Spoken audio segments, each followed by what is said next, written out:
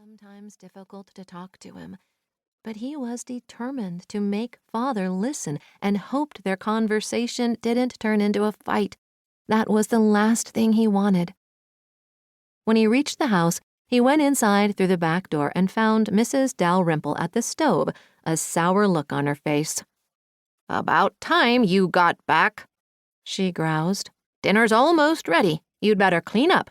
Your father wants everything perfect, what with your sister's future in-laws and the king's coming." Baird's parents? He shouldn't be surprised. His sister, Wilhemina, was marrying Baird O'Hare, and the planning had begun. "Fine, I'll wash up." He left the kitchen, entered the hall, and headed for the center staircase at the other end. He heard voices coming from the drawing room and saw the O'Hares had already arrived. He poked his head in and smiled. "Baird, Bradley." He looked at Mr. and Mrs. O'Hare. "Hello." His sister, Mina, stood. "It's not time for dinner already, is it?"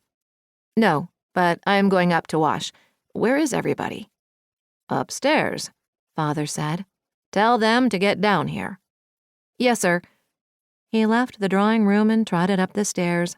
The first person he saw was Wellington walking down the hall reading a letter. "Who is that from?" "Henry," Wellington said with a smile. "He says he'd like to come visit." He folded the letter and put it in his pocket. "Is it time for dinner?" "It is. Best wash up." Wiley headed for the bathroom. Wellington followed. "Are Preacher Joe and Annie downstairs?" "No, just the O'Hares." He washed his hands. Wellington waited for him to finish, then washed his. "Can you believe Mina is getting married?" "No, there's not been enough time to let it sink in." Wiley reached for a towel, dried his hands, then offered it to Wellington. He took it and smiled. "There's going to be no peace in this house with all the wedding planning." Wiley rolled his eyes. "I know." He left the bathroom.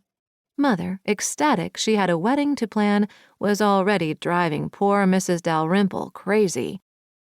Speaking of which, he went to the end of the hall. The staircase to the attic was there. It led to the servants' rooms. He wondered how poor Enid was getting along now that Mother had Mina's wedding to contend with. Was she driving Enid crazy, too? The poor maid would be run ragged by the time everything was said and done. He took a deep breath and went to another staircase across the hall. This one took him straight to the kitchen. "Did you wash up?" Mrs. Dalrymple asked. "And has the preacher arrived yet?" "Yes, and I don't know about Preacher Joe. Is dinner ready?" "It is, so round up your siblings." She set about filling a tureen with soup. He didn't know what kind it was, but it smelled wonderful. Wiley left the kitchen and checked the dining room to see if any of his brothers and sisters had come down yet. So far, none had, but they would eventually, so he took his usual seat and waited. Soon, people filed into the room, including Preacher Joe and his wife Annie. He gave them a nod. Preacher Joe smiled back, but said nothing. They met only yesterday in the church office. Wiley saw him twice a week.